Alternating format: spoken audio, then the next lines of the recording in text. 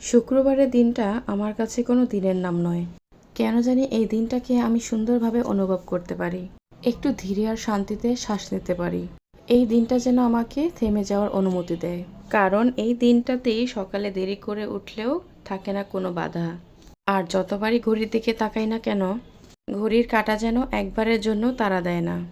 আসসালামু আলাইকুম, কেমন আছেন সবাই? আশা করছি সবাই ভালো আছেন। আলহামদুলিল্লাহ, আমিও ভালো আছি। আজকে যেহেতু শুক্রবার ছিল তাই একটু দেরি করে ঘুম থেকে উঠেছি। ঘুম থেকে উঠে মেয়েকে ডাকলাম, কারণ আজকে বড় মেয়ের কোচিং ছিল। ওর যেহেতু সামনে পরীক্ষা তাই আজকেও কোচিংটা খোলা ছিল। তারপরে ওকে ডেকে ওকে রেডি করিয়েছি। ওকে একটু নাস্তা দিয়েছিলাম কিন্তু ও বললো এখন খাবে না, কোচিং থেকে এসে খাবে। তারপরে তাকে কোচিংয়ে দিয়ে আসলাম।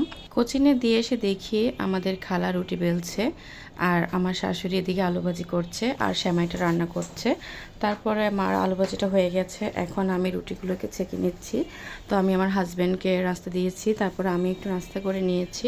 তারপর সবার নাস্তা খাওয়ার পর্ব শেষ করে আমি রান্নাঘরে আসলাম। রান্নাঘরে এসে দেখি বাবা আজকে বাজার থেকে গরুর মাংস নিয়ে এসছে। আর আমাদের বাসায় শুক্রবারে তো মাংস থাকবেই, হয় গরুর মাংস না হয় মুরগির মাংস। শুক্রবারটা একটা স্পেশাল ডে। আমার মনে হয় প্রতি শুক্রবারই আমাদের মাংস পোলাও করতেই হয়। তো প্রথমে আমি পাতিলে তেল দিয়ে পেঁয়াজটা ভালো করে ভেজে নিয়েছিলাম। তারপর আমি একটা একটা করে মশলা দিচ্ছিলাম, আদা বাটা, জিরা বাটা, রসুন বাটা, তারপরে হলুদের গুঁড়া, ধনিয়ার গুঁড়া, মরিচের গুঁড়া, জিরা বাটা সব কিছু দিয়ে ভালো করে মশলাটাকে কষিয়ে নিয়েছি। তারপর আমি এর মধ্যে দিয়ে দিচ্ছিলাম গরু মাংসগুলো আমি অর্ধেক দিয়েছিলাম প্রথমে, তারপরে মশলার সাথে ভালো করে মাখিয়ে নিয়েছি। তারপরে আবার বাকিটুক দিয়েছি। এখন মশলার সাথে মাংসগুলোকে ভালো করে মিক্স করে নিব। ভালো করে মিক্স হয়ে গেলে আমি এটা ঢেকে দিব। ঢেকে দিয়ে ভালো করে কষিয়ে নিব। মাংসটা এদিকে কষতে থাকুক আর এই চুলায় আমি আবার ডাল রান্না করে নিচ্ছিলাম। আজকে মাংস, পোলাও আর ডাল তো রাখতেই হবে, ডাল ছাড়া আবার কেউ খাবে না। এদিকে ডালটা আমার হয়ে গিয়েছে, তার জন্য ডাল নামিয়ে নিয়েছি। ডালটা নামিয়ে এদিকে আমি শুটকি বাগার দিব। আজকে শুটকি হচ্ছে পুঁটি শুটকি। এটাকে অনেকে চ্যাপা শুটকিও বলে থাকে। কারা কারা চ্যাপা বলেন আমাকে কমেন্টস করে জানাবেন। তো আমি প্রথমে পেঁয়াজটাকে ভালো করে তেলের মধ্যে হালকা ভেজে নিয়েছি, খুব ভালো করে ভাজবো না, কারণ শুটকি বাগারের পেঁয়াজটা একটু হালকা কাঁচা কাঁচা থাকলে ভালোই লাগে। তারপরে সব মরিচ বাটা দিয়েছি, মরিচটা বেটে দিয়েছি, রসুন বেটে দিয়েছি।